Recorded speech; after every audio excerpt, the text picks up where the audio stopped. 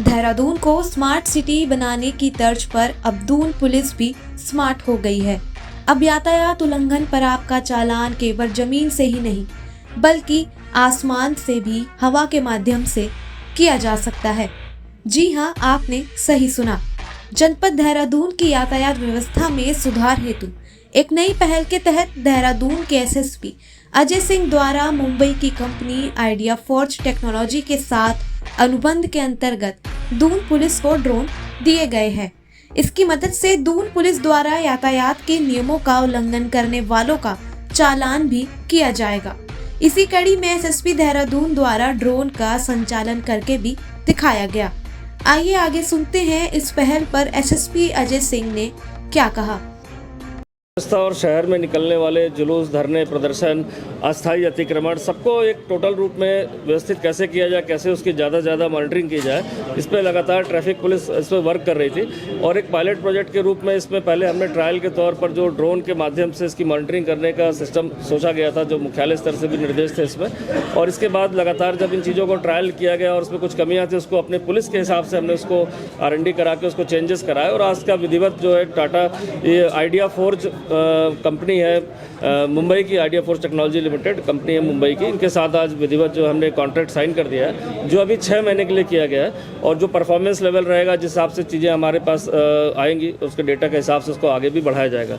अभी हमारा जो शहर के जोन को हमने डिवाइड किया है मॉनिटरिंग के लिए, जो प्रातः 8 बजे से शुरू होकर रात्रि 7-8 बजे तक ये 12 आवर्स के लिए रखा गया है। जिसमें हमारा जो यहाँ से अगर हम फ्लाई करते हैं एसएसपी ऑफिस से, तो यहाँ से एक कंट्रोल रूम रहेगा हमारा, जो हमारा दिलाराम तक कवर करेगा, बिंदाल तक कवर करेगा, चक्रौता रोड पर इधर हमारा जोगी वाला चौकी जो हरिद्वार साइड में उधर करेगा, और लाल पुल तक हमारा पटेल नगर तक करेगा। दूसरी यूनिट हमारी पटेल नगर क्षेत्र में रहेगी, जो थाने पर वहाँ पर स्टैब्लिश किया गया है। जो हमारा बसंत विहार का क्षेत्र हमारा GMS रोड है, बाईपास रोड है, ISBT है, उसको कवर करेगा। इसमें से 3 चीज़ का फोकस हमारा रखा गया है। जो नो पार्किंग में जो गाड़ियाँ खड़ी हो जाती हैं, जिसके कारण यातायात बाधित होता है, तो उनको 5 मिनट का समय दिया जाएगा। जैसे ही रजिस्ट्रेशन नंबर आता है और उनका अगर नंबर उसमें मिल जाता है, तो उसको फ़ोन करके हटाने के लिए बताया जाएगा, नहीं तो उसका नो पार्किंग का चालान ऑटोमेटिक यहाँ से उसके रजिस्ट्रेशन नंबर से किया जाएगा। साथ ही साथ यातायात बाधित करने में जो भी गाड़ियाँ ऐसी होंगी, उनका चालान यहाँ से ऑनलाइन किया जाएगा।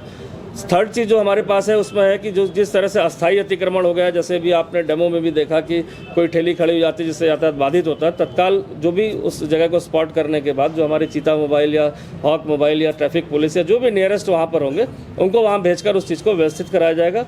साथ ही साथ यहाँ पर लगातार जो धार्मिक जुलूस, प्रदर्शन और बहुत सारे जो हमारे लॉ एंड ऑर्डर के इश्यूज़ होते हैं, जिसमें बड़े बड़े जुलूस होते हैं, जिसका यातायात दबाव होता है, उनकी मॉनिटरिंग के साथ साथ उसमें कोई अराजक तत्व कोई ऐसी बात न करे, उसकी रिकॉर्डिंग, मॉनिटरिंग। साथ ही साथ उस धार्मिक जुलूस या अन्य प्रोसेशन के कारण अगर आसपास के जो क्षेत्रों में दबाव बनता है, उसकी मॉनिटरिंग अगर यहाँ से हो जाएगी, तो समय रहते हम उसको डाइवर्जन का प्लान या अन्य चीज़ों को हम डाइवर्ट कर सकते हैं। चूँकि ये आज इसका विधिवत स्टार्टिंग हुई है और इसमें हम डेडिकेटेड एक टीम लगा रहे हैं, जो हमारी दोनों जगह पर हमारे ट्रैफिक और सिविल पुलिस की रहेगी, जो कंट्रोल रूम के माध्यम से, हैंडसेट के माध्यम से कंट्रोल रूम से जुड़े रहेंगे।